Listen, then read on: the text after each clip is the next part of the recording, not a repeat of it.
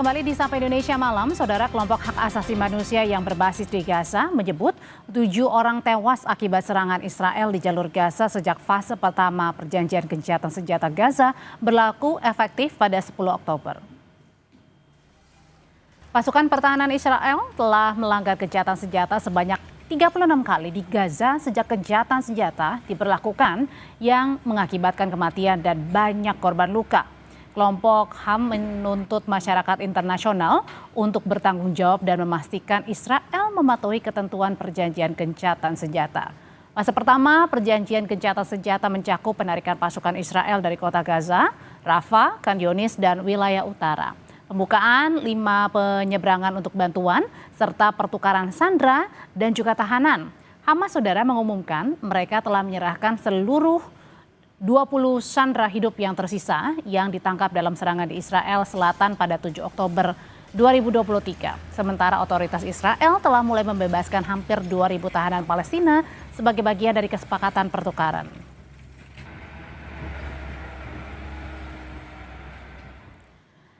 Gencatan senjata yang diharapkan jadi awal kemerdekaan bagi warga Gaza dinodai oleh Israel yang ternyata melanggar kesepakatan gencatan senjata di hari pertama. Meski sejumlah poin kesepakatan sudah mulai dilakukan oleh Hamas dan Israel. Namun, apakah perdamaian di Timur Tengah akan benar-benar terrealisasi atau hanya janji di atas kertas saja? Malam ini kita akan membahasnya bersama pengamat Timur Tengah Universitas Indonesia, Yon Mahmudi. Selamat malam, Mas Yon. Selamat malam, Mbak. Ya, terima kasih. Dan ada juga relawan Mercy, Marisa Noriti di Yordania. Selamat malam waktu Indonesia, Mbak Marisa. Selamat malam, Mbak. Ya, Mbak Marisa, saya mau tanya dulu nih, bagaimana sebenarnya situasi paling baru, situasi terkini di Gaza pasca gencatan senjata? Ya, baik.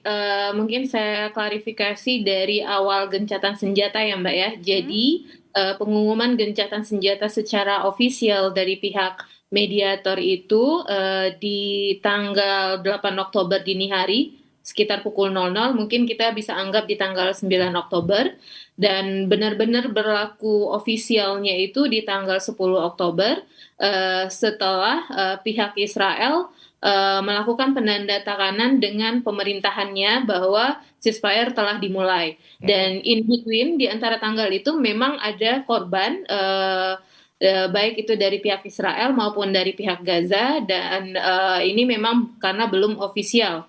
Dan setelah official ceasefire ada korban dari pihak Palestina. Itu ada beberapa, kita tidak mendapat statistik detail resminya apakah korban ini ofisial memang semua dari penyerangan Israel atau ada yang karena mereka mendekati area Yellow Line, atau ada juga korban yang karena masih ada bahan-bahan subordinan yang belum meledak, seperti itu, bom yang belum meledak atau bobby troop yang udah ditanam tapi belum sempat meledak, itu juga menimbulkan korban. Tapi berdasarkan informasi yang kami terima, memang ada korban dari setelah ceasefire ini yang diakibatkan oleh penyerangan pihak Israel di luar Yellow Line, seperti itu. Oke, tapi kalau yang dari Mbak Marisa dengar, kalau yang tadi ada korban jiwa akibat penyerangan yang dilakukan oleh Israel di luar dari batas Yellow Line itu, berapa banyak korbannya? Korban luka kah atau gimana yang Anda dengar, Mbak Marisa? Korban yang tewas, Mbak, belum ada laporan resmi. Ya memang ada, saat ini saya mendapat info itu totalnya itu 9 dan ditambah 3 pada tanggal 15 Oktober, dan ada 15 warga Palestina yang ditahan di Rafah. Tetapi kita tidak bisa merinci apakah keseluruhan korban itu dari penyerangan Israel atau mungkin ada juga bentrok dengan pihak geng yang di backup Israel, atau yang karena bom yang belum meledak. Atau artinya perlu diinvestigasi lebih lanjut ya untuk memastikan apakah ini benar serangan dari Israel atau tidak, begitu ya Mbak Marisa ya? Ya, benar sekali. Oke, Mas Yon, kalau gitu saya ke Mas Yon. Yang dilihat tadi kan kalau Mbak Marisa bilang ini harus dipastikan lagi ya, betulkah emang yang melakukan penyerangan adalah Israel atau mungkin kelompok-kelompok lain begitu. Nah, pertanyaannya adalah bagaimana kemudian mengartikan serangan-serangan padahal gencatan senjata baru terjadi, pertukaran kemudian para tahanan begitu juga sedang dilakukan. Apa yang ditangkapnya sebenarnya dengan serangan ini? Ya, tentu kan ini menjadi tantangan ya atas keberlangsungan gencatan senjata yang nanti diharapkan bisa sampai pada fase-fase selanjutnya hingga kemudian kita bisa melihat bahwa eh, perdamaian ini akan mengarah kepada terbentuknya negara Palestina yang merdeka. Nah, di antara fase-fase itu kan pasti ada hambatan-hambatan yang terjadi termasuk ya pelanggaran-pelanggaran yang dilakukan. Kalau dari versi Israel kan menyebut bahwa kelompok Hamas belum sepenuhnya mengirimkan tawanan yang sudah meninggal ya, karena kan pasti kondisinya juga sangat sulit, sebagian juga mungkin tertimbun dan lain sebagainya. Dengan alasan itu, kemudian Israel berusaha untuk menunda-nunda, bahkan terjadi insiden penembakan yang menewaskan 9 orang. Tentu juga bisa harus dipahami bahwa mobilisasi rakyat Palestina di Gaza yang menuju tempat-tempat mereka sebelumnya di Gaza Utara, sementara masih ada batas-batas tentara Israel yang belum sepenuhnya meninggalkan wilayah karena sekarang kan baru batas di Yellow Line ya, belum bergerak pada batas red line yang itu akan lebih luas. Nah, Yellow Line itu kan sekitar 53% dari wilayah Gaza yang masih diduduki. Nah, ini saya kira juga harus diperhatikan. Oke. Nah, kemudian tentu jangan sampai insiden-insiden itu digunakan ya untuk menghambat atau bisa memporak-porandakan ya rencana perdamaian ke depan. Saya kira ini tantangan serius yang harus dihadapi oleh para mediator. Apakah juga termasuk dari Amerika Serikat sendiri yang merupakan inisiator dari perdamaian yang dimulai dari tahap pertama, fase pertama gencatan senjata ini untuk membantu menginvestigasi sebenarnya ada apa yang terjadi saat ini? Ya, saya kira ya Amerika bertanggung jawab ya karena kan mereka yang memberikan jaminan atau garantor dan kalau kemudian tidak bisa menjaga proses perdamaian ini kan artinya reputasi Amerika akan mengalami kejatuhan ya. Apakah kemudian Amerika mau reputasinya dihancurkan ya oleh ya Oh, jadi artinya ini ada pertaruhan juga yang Mas Yon lihat ya, pertaruhan bagi Amerika Serikat sendiri ya kalau tidak mulus ya fase pertama ini.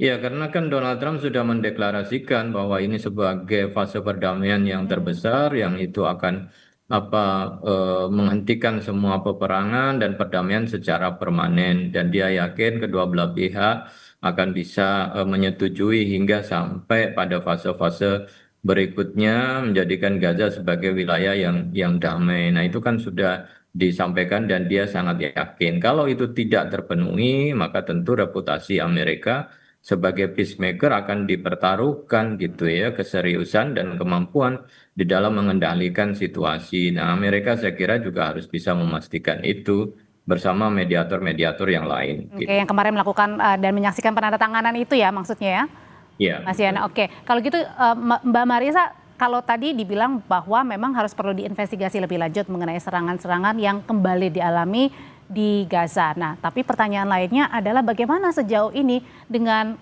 fase pertama yang sudah berlangsung dimulai. Kabarnya kan masih belum semua tahanan kemudian dikembalikan ya oleh Israel. Ya, saat ini masih banyak tahanan yang dari pihak warga Gaza yang ditahan Israel, yang cukup kami highlight sekarang, masih ada 150 medical workers yang masih ditahan di pihak Israel. Dan dari pihak Israel sendiri, seperti yang disampaikan oleh Bapak Yon, bahwa mereka juga menuntut Hamas untuk segera mengembalikan jenazah dari hostage-nya.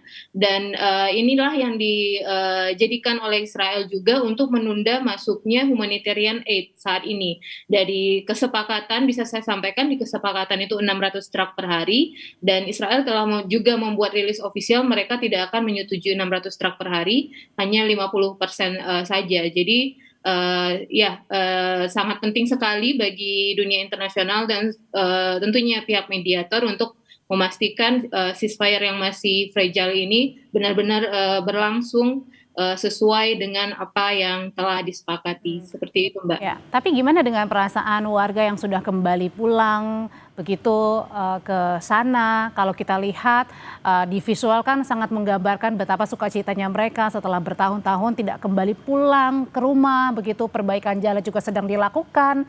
Tapi mengingat dengan adanya lagi serangan yang kembali dirasakan warga, seperti apa warga di sana meresponnya?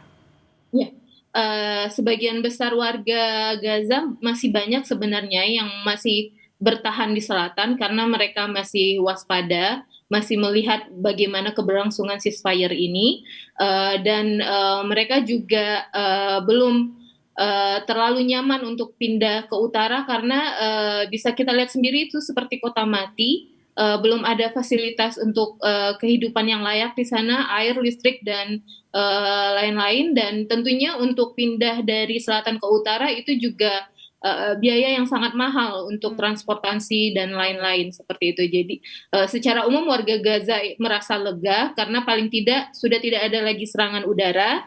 Akan tetapi untuk benar-benar memulai kehidupan mereka kembali secara utuh di rumahnya masing-masing, itu mereka masih wait and see seperti itu, Mbak. Oke Mbak, ini kan kalau dari drone kita lihat kan banyak bangunan yang sudah bisa dikatakan sangat sulit ya untuk kemudian bisa berada di sana. Dalam artian adalah harus dibangun ulang lagi, ditata lagi, begitu juga dengan jalanan begitu. Bagaimana di sana warga pada saat kembali tiba di kampung halaman bermalam?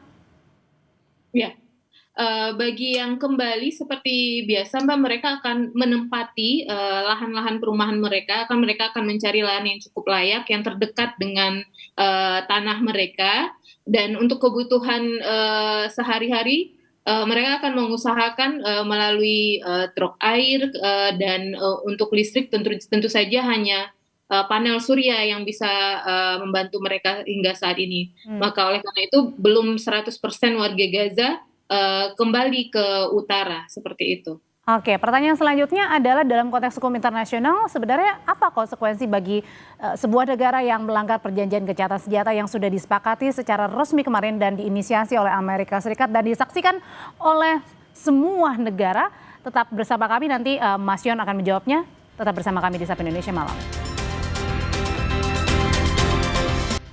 Saudara, Organisasi Kesehatan Dunia WHO memprioritaskan penyediaan bahan bakar dan alat berat untuk membangun kembali banyak rumah sakit yang hancur di jalur Gaza.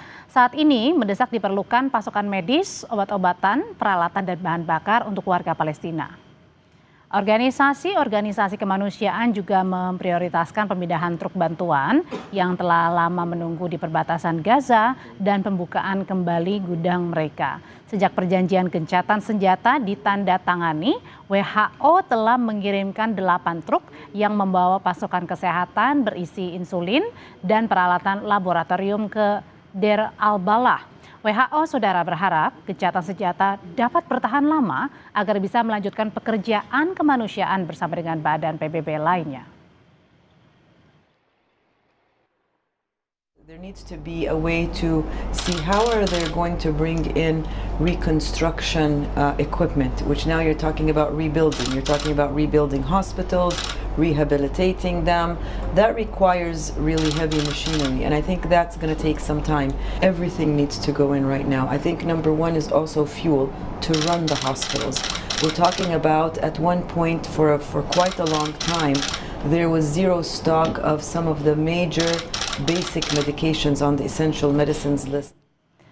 Kita kembali lagi berbincang, Mas Yon, masih sama pertanyaan sebelumnya. Ada apa konsekuensi begitu atau sanksi yang bisa dilakukan kepada negara-negara yang melanggar gencatan senjata Israel Hamas?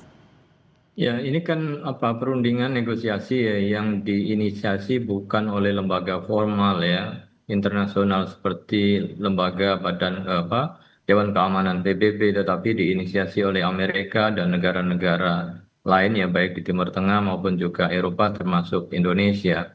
Maka tentu dalam hal ini bisa saja di antara satu pihak yang ada itu menarik diri atau keluar dari perjanjian Nah, ini tidak ada sanksi yang kuat kecuali memang ada tekanan dari penjamin yaitu Amerika dan juga berkaitan dengan apa kewajiban moral ya yang harus dipenuhi.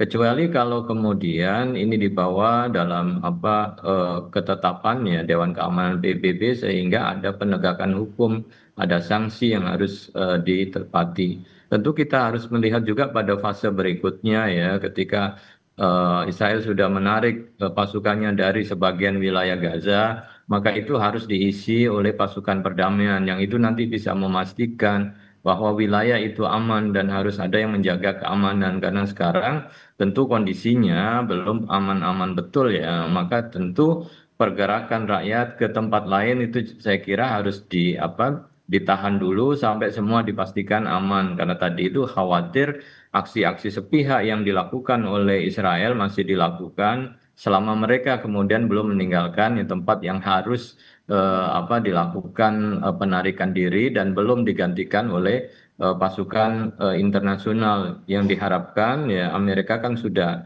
menyampaikan termasuk juga negara-negara Arab, Turki, Qatar juga kan sudah komitmen bahkan Indonesia juga komitmen untuk mengirimkan pasukannya. Saya kira momen ini menjadi sangat penting untuk menjaga betul-betul ya perdamaian itu dijalankan dan tidak ada aksi-aksi sepihak yang akan mengarah kepada pelanggaran-pelanggaran ataupun serangan-serangan yang bisa Oke. dilakukan. Ini saya kira momen pentingnya. Iya, dan kalau kemarin ketika ada terjadi penyerangan betul yang ketika sudah diinvestigasi kemudian memang benar Israel yang melakukan penyerangan begitu, apakah ini juga bisa mengartikan bahwa bertanda tanya nih sebenarnya gencatan senjata ini akan berlangsung lama atau tidak? Karena kan sebelumnya ada 72 jam dilakukan waktu untuk pertukaran tahanan begitu ya, ini sudah lewat 72 jam jadi ada yang mungkin mengganggu, mengusik.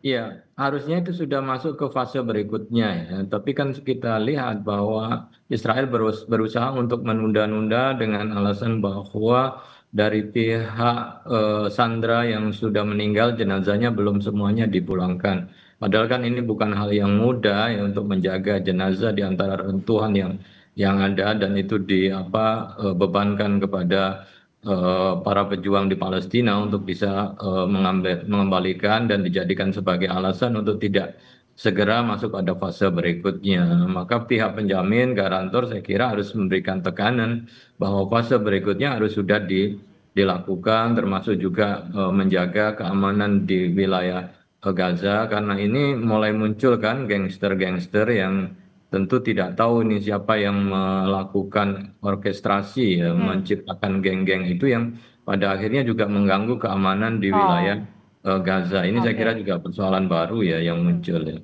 Oke, Mbak Marisa, terakhir pertanyaan ke Anda adalah pada saat yang lalu-lalu kan bantuan untuk pasokan makanan, bantuan obat-obatan ini sangat sulit sekali ya masuk ke Gaza begitu. Kalau sekarang kondisinya sudah lebih baik atau masih sama dengan yang kemarin? Untuk saat ini kondisi memang membaik, Mbak, untuk jumlah bantuan yang masuk ke Gaza, baik itu medis atau non medis ataupun bahan bakar yang dibutuhkan untuk operasional rumah sakit. Akan tetapi belum sesuai dengan kebutuhan rakyat Gaza dan belum sesuai dengan kesepakatan ceasefire seperti itu. Memang sudah ada peningkatan situasi di Gaza, akan tetapi ini perlu terus didorong agar bantuan kemanusiaan ini benar-benar masif sehingga kehidupan rakyat Gaza bisa pulih kembali seperti itu. Tapi sekarang tidak ada lagi ya, kalau dulu kan sempat rumah sakit kemudian diserang begitu, kalau sekarang tidak ada ya, artinya sudah mulai kemudian bantuan obat-obatan masuk, mereka-mereka yang terluka pun bisa dirawat. Iya, tapi masih dengan kondisi terbatas karena hampir setiap jenis obat di Gaza itu 50% saat ini kosong dan peralatan laboratori juga sangat terbatas. Jadi perawatan di setiap rumah sakit pun juga sangat terbatas dan tidak ada satupun rumah sakit yang fully function di Gaza seperti itu. Oke, kalau gitu pertanyaan terakhir singkat aja Mas Yon, apa yang bisa dilakukan Indonesia pada saat kemarin kan Presiden Prabowo juga menyaksikan secara langsung ya penandatanganan gencatan senjata Israel dan Hamas dengan serangan yang terjadi saat ini yang dirasakan warga Palestina? Ya tentu kan Indonesia harus lebih dalam lagi ya masuk di dalam skema perundingan ini, bahkan juga dipastikan bisa terlibat di dalam board of peace ya yang nanti menentukan langkah-langkah ke depannya. Kemudian juga tadi sudah mempersiapkan pengiriman ya pasukan perdamaian yang akan diminta, termasuk juga obat-obatan dan berbagai misi kemanusiaan, saya kira harus lebih diintensifkan. Jadi tetap di dalam track ya, menjaga bagian dari proses negosiasi yang saya kira harus semakin diperkuat dan memastikan bahwa perdamaian ini akan menuju kepada gencatan senjata permanen, mengakhiri genosida, dan tentu terwujudnya kemerdekaan bagi rakyat Palestina. Saya kira ya itu ya yang perlu untuk diperkuat kembali. Oke, baik. Terima kasih Mas Yon dan juga Mbak Marisa.